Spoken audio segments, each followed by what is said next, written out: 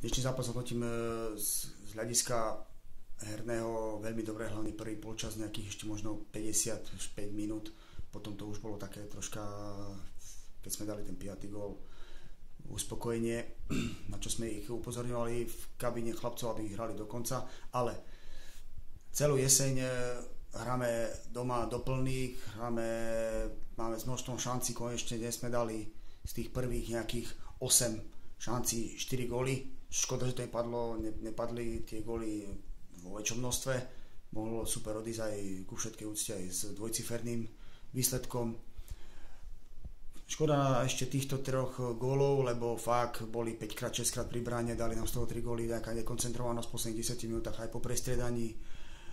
Ale je to futbal, chlapci sa učia stále, dúfam, že tie chyby budú odstraňovať, sami si urobia obraz o sebe a porozmýšľajú, že kde sa to stalo, kto urobil čo preto, aby na tom ihrisku vyčineval alebo hral dobre.